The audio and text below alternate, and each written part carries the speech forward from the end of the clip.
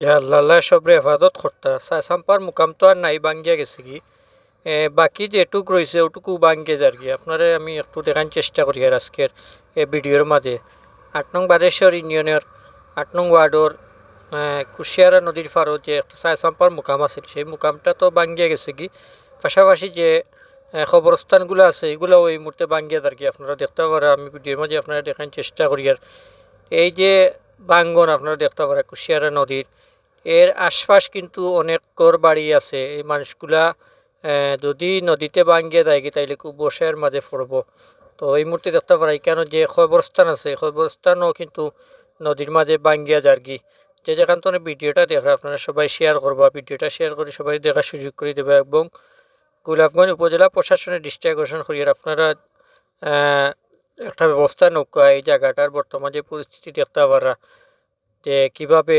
নদীতে ভাঙ্গিয়া যারগি এখানেও অনেক ঘর বাড়ি আছে পাশাপাশি অনেক ঘর বাড়ি আছে যদি এই ঘর বাড়িগুলো ভাঙ্গিয়া যায় আসলে কুশিয়ারা নদী আমরা অনেক সাঁতার তো কুশিয়ারা নদীতে আপনারা জানেন বিগত কদিন আগে আমরা ফতেপুর পূর্বপাড়া 5 থেকে 7টা ফ্যামিলি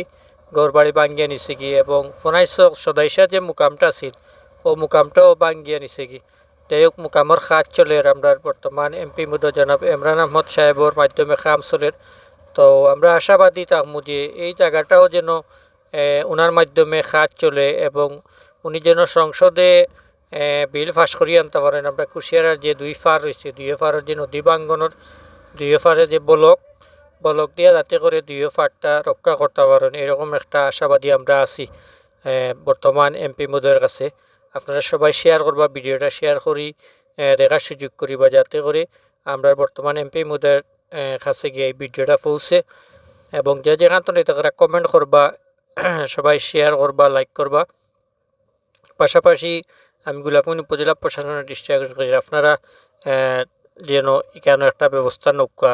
বর্তমানে দেখতে পারা যে পরিস্থিতি যে কুশিয়ারা নদীর পাড়ে এই যে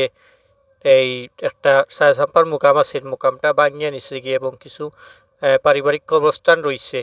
এর পাশাপাশি অনেক ঘর বাড়ি আছে যদি এই ঘর বাড়িগুলো ভাঙিয়ে নেয় তাইলে এই মানুষগুলা খুব অসহায়ের মাঝে পড়বা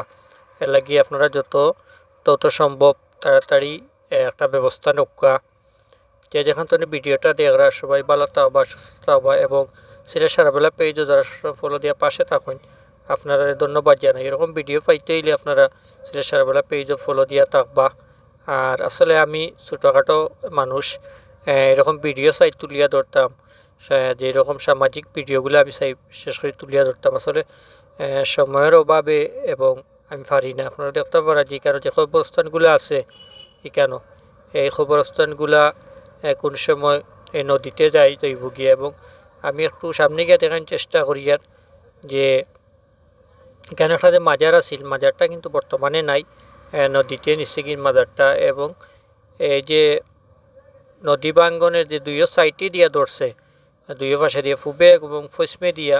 কুশিয়ারা নদীর দুইও বাইরে ধরছে কোন সময় এখানে আশেপাশে অনেক ঘর বাড়িগুলো আছে যে ঘর বাড়িগুলো ভাঙ্গিয়া যায় এবং এই মানুষগুলো কম সময় অসহায়ের মাঝে পড়েন আল্লাহ সবাই হেফাজত করতাম আমরা সবাই দোয়া করতাম এবং কুশিয়ারের পারও যারা বসত বাড়ি আসইন